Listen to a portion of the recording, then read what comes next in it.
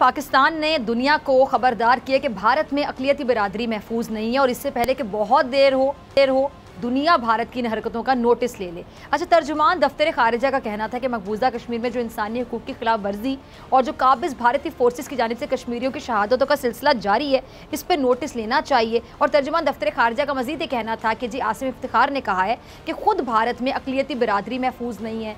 3 अक्टूबर को 500 हिंदुओं ने चर्च पर हमला किया। इंतहा पसंद हिंदुओं की तरफ से मुसलमानों और जो दीगर मज़ाहिब हैं उन पर हमले जारी हैं। बीजेपी और RSS सोच की वजह से भारत में अक़लियतों पर हमले किए जा रहे हैं, सलूक किया जा रहा है। और दूसरी तरफ अफगानिस्तान की सूरत हाल पर बात करने के लिए जो अमरीकी नायब वज़ीर ख़ारिजा हैं वो एक अहम दौरे पर कल इस्लामाबाद पहुँचेंगी, मगर अफगानिस्तान में तालिबान हुकूमत और अवाम आलमी इमदाद के मुंतज़िर हैं। और ख़बर ये कि बिजली के बिलों की अदम अदायगी पर अफगानिस्तान अंधेरे में भी डूब सकता है और जिसके बाद मौसम सरमा में जो आम अफगानी हैं उनकी ज़िंदगी मज़ीद सख्त हो सकती है।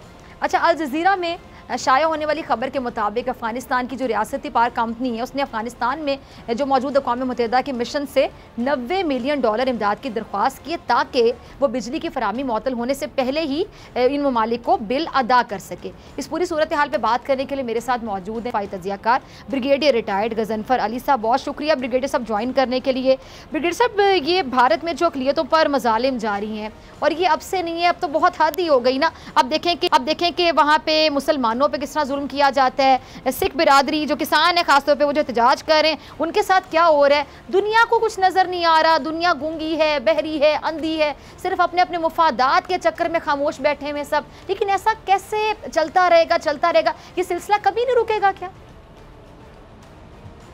मेरा तो ख्याल कभी नहीं रुकेगा, क्योंकि 2 चीज़ें हैं इसके अंदर जो बड़ी जी देखने की सितारे रुक रखती हैं और वो बड़े अरसे से चला आ रहा है। आपको पता है सिक्स मुसलमानों की तो बात आप छोड़ दें, सिक्स एक बहुत बड़ा पोर्शन है, बहुत बड़ी कम्युनिटी है और बहुत परसेंटेज है उनकी इंडिया के अंदर। जहाँ तक आप कारोबार से लेके सोशल लाइफ से लेके आर्म फोर्सेस से लेके गवर्नमेंट फंक्शनिंग से तक चले जाएं तो एक बहुत बड़ी परसेंटेज है जो रिजाइड करती है और हुकूमत है पंजाब में। बट यू नो कि सिक्स जो है वो इंडियन कॉन्स्टिट्यूशन के मुताबिक they are not considered as Sikh, वो हिंदू कंसिडर किए जाते हैं जी। क्योंकि अगर सिख जो है उनको वो हिंदू कंसिडर ना करें तो हिंदुओं की परसेंटेज इंडिया में कम हो जाती है और वो अपने रिलीजन को एज ए सिख डिक्लेयर नहीं कर सकते। तो माइनॉरिटी का जब आप नाम लेती है तो मुसलमान भी आते हैं, सिख आते हैं, क्रिश्चियन आते हैं, बुद्धिस्ट आते हैं, जोरिस्तानी पारसी जो होते हैं, ये मेन माइनॉरिटीज हैं इंडिया का। तो अब इसके अंदर जो कोटा है माइनॉरिटी का वो असल में कास्ट ग्रुपिंग जो होती है उनकी, जो जिसको वो कहते हैं OBC अदर बैकवर्ड क्लासेस, उसके अंदर से वो निकाला जाता है। और आप इन माइनॉरिटीज की तो बात छोड़ दें, उनके अपने मजहब के अंदर, उनके अपने हिंदुओं के अंदर भी 2 चीज़ें हैं। जैसे आपने देखा ना कि अपना अगर आप हिंदू मेजॉरिटी की स्टैटिस्टिक्स निकालें तो वो 7.8% हिंदू आते हैं, कोई 14.2% मुस्लिम हैं और 2.3% क्रिश्चियन हैं, तो बुद्धिस्ट वगैरह जो हैं। लेकिन ये 79.8% हिंदूज आप काउंट करते हैं, ये सिखों को मिला के हिंदूज काउंट करते हैं 79.8%। एक चीज, दूसरी चीज ये है कि इन हिंदुओं के अंदर 2 जो है कास्ट हैं जिसमें बुनियाद बेसिक कास्ट जो है वो ब्राह्मण है और दूसरे दलित हैं जिनको ये अछूत कहते हैं। दलित की जो परसेंटेज है वो ब्राह्मण से ज्यादा है। लेकिन जहाँ तक आप वहाँ पे मजहब की फॉलोइंग की बात करें, उसमें ये दलित हैं इनको ब्राह्मणों के मंदिर में जाने की इजाजत नहीं है। मुसलमान तो छोड़े, ये इनको भी जो है वो अछूत कहते हैं, उनको ये जानवरों से तशबीह देते हैं। तो ये है इंडिया के जो हिंदुत्व का जो है मजहब, हिंदू मजहब की एज ए मजहब में बात नहीं कर रहा, लेकिन ये हिंदुत्व और ये जो हिंदू रिलीजन का एक्सट्रीम वर्जन है उसका अगर आप चेहरा खोल के देखें तो वो बड़ा डार्क चेहरा है। वो सिर्फ इन माइनॉरिटी नहीं, उनके अपने मजहब के अंदर इतना, उनके अपने हिंदुओं के अंदर इतनी कास्ट सिस्टम से वो इतना जुल्म करते हैं दलित पे। ये ब्राह्मण की आगे फिर 5 कास्ट हैं, कास्टरियां हैं और इस तरह करके वर्किंग हो। तो ये जितना जुल्म दलित पे करते हैं, जब ये दलित पे इतना जुल्म करते हैं तो आप सोचते हैं कि माइनॉरिटीज में कितना जुल्म करते हो। लेकिन इन तमाम चीजों को जानते हुए और इन तमाम चीजों के होते हुए दुनिया क्रिश्चियंस हैं 2.3%, यानी एक दफा एक टाइम ऐसा था कि क्रिश्चियंस को गाड़ियों में करके चर्च बाहर लगा दी गई थी, अगर आपको याद होगा। लेकिन दुनिया उस पर नहीं बोलती, अमेरिका भी उस पर नहीं बोला।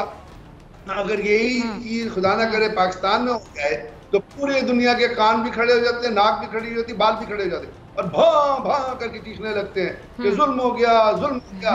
इंडिया के अंदर जब होती है तो उनकी आंखों के अंदर टुकड़े पड़ जाते हैं, या ऊपर ये कोई वो जो ऑपरेशन करके इंडिया आंखों का ऑपरेशन करके जो कवर लगाया जाता है वो पहन लेते हैं। और ये चीजें कंटिन्यू करेंगी क्योंकि ये जो हिंदुत्व का रिलीजन, ये हिंदुत्व जो है इसका एक नेक्सस हो गया है।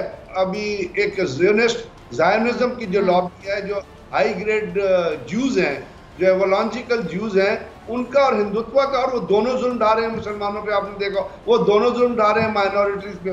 जो कुछ आप देखती हैं, जो कुछ पैलेस्टाइन में हो रहा है वही चीजें कश्मीर में हो रही हैं, वही चीजें उत्तराखंड में हो रही हैं, वही चीजें माइनॉरिटीज में सिखों की जा रही है।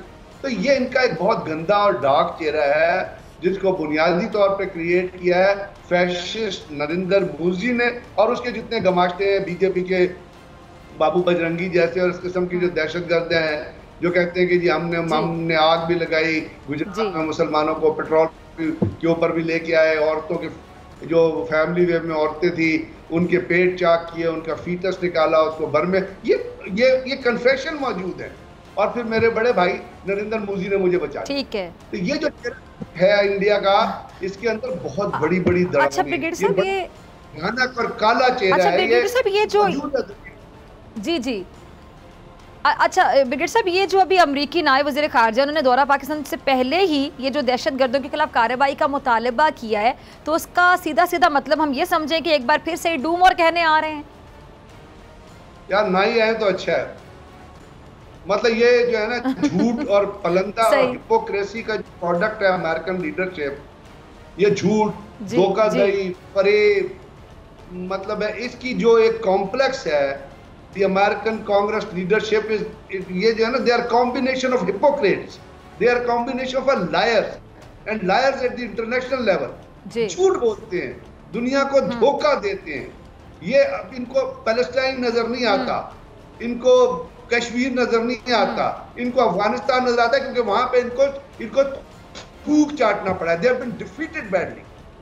इतनी बुरी तरह इनको शिकस्त हुई है कि ये शर्मनाक, इनको शर्म भी नहीं आती उस शिकस्त के बाद कि ये कबूल कर लें कि जी हमने जुल्म किया है, वहां पे हमने औरतों की ऑबरीरेजी की है, हमारी फौज ने अफगानिस्तान को तबाह किया है। कहते हैं जी हम जमहूरियत लेके आ रहे। एक प्रेसिडेंट कहता है वो बुश के खिलाफ वॉर क्राइम का मुकदमा चलना चाहिए जिसने दुनिया में दहशतगर्दी फैलाई। शिगार की रिपोर्ट खुद कहती है कि अफगानिस्तान में नाकाम इसलिए हुए कि अफगानिस्तान जो उठ के इराक चले गए थे इराक को तबाह करने के लिए। तो they are a combination of hypocrites and liars जो दुनिया के लेवल पे झूठ, वो यही झूठ आके वो पाकिस्तान में बोले। पाकिस्तान को कहना चाहिए कि जी आपने जो 20 साल तबाही की है अफगानिस्तान में, आपने कितने दहशतगर्दों को मारा वहां, और अगर मारा था वहां अमन क्यों नहीं आया? आपने इराक में कितने लोगों को मारा, अगर मारा था वहां अमन क्यों नहीं आया? We should ask a counter question from them. और हमें अपना नैरेटिव पे, हमारे पाकिस्तान में तो कोई दहशतगर्दी नहीं है। आप जो नाकाम हुए हैं, you have been inflicted the heaviest possible defeat in your life and you don't feel shame for that। तो ये इस किस्म की चीजें तो ये कहेंगे आगे क्योंकि इन्होंने अपनी शिकस्त का मलबा किसी पे तो ट्रांसफर करना है ना, और जब शिकस्त का मलबा ट्रांसफर अच्छा ब्रिगेडियर साहब, मेरे पास आखिरी 2 से 3 मिनट है। मैं आपकी ज़रा मौजूदगी का फ़ायदा उठाते हुए एक और सवाल मेरे जहन में आ रहा था कि जो अफगानिस्तान की जो इमदाद के हवाले से अभी तक कोई पेशरफ सामने नहीं आ रही, कोई नज़र नहीं आ रही, तो क्या ये जो मगरबी ममालिक हैं, आपको लगता है कि ये चाहते हैं कि जी तालिबान उनकी मर्ज़ी की हुकूमत बनाए पहले, तब वो माली इमदाद के लिए तैयार हो जाएंगे? या फिर हम कह सकते हैं कि उनको खदशा है कि अगर माशी लिहाज से मजबूत हो जाए तालिबान तो इनके लिए खतरा बढ़ जाएगा, इनके लिए खतरा बन जाएंगे वो तालिबान? उनकी एक स्ट्रैटेजी है ना, उन्होंने तो अपने स्ट्रैटेजी के तहत काम करना है। दे आर नॉट वरीड के तालिबान वहाँ पे भूख होती है, नंग होती है, वहाँ पे लोग डिप्राइव होते हैं, औरतें बीमारियों से मरती हैं। अगर वो वरीड होते तो 20 साल अफगानिस्तान को क्यों तबाह करते, इराक को क्यों तबाह करते? उनकी ये स्ट्रैटेजी है कि अफगानिस्तान डिस्टेबलाइज रहे, उनकी ये स्ट्रैटेजी है कि अफगानिस्तान में जो है वो इकोनॉमिक डिप्रीवेशन आए, उनकी ये स्ट्रैटेजी है कि वहाँ पे डेवलपमेंट ना हो। उनकी ये स्ट्रैटेजी है कि तालिबान जो है वो बेगिंग, वो लोग दुनिया से कहते रहे कि हमारी मदद हो, ये उनकी स्ट्रैटेजी का हिस्सा है। तो they are working, they are moving according to their strategy. उन्होंने कोई चीज अपनी पॉलिसी के खिलाफ नहीं कर रहे। वो चाहते हैं कि अफगानिस्तान टोटली, वो नहीं चाहते कि अफगानिस्तान के अंदर अमन आए। उनकी फौज नहीं चाहती थी अफगानिस्तान के अंदर अमन आए, इसीलिए उनके दरमियान, और उन्होंने अशरफ गनी जैसे जो है वो चोर को रखा हुआ था वहां पे, तो वो नहीं चाहते थे। तो वो जो कुछ कर रहे हैं, ठीक है, पॉलिसी के मुताबिक कर रहे हैं। ठीक है ब्रिगेडियर साहब, बहुत शुक्रिया आपके वक्त के लिए। सब्सक्राइब करें और बेल दबाएं ताकि कोई खबर रह न जाए।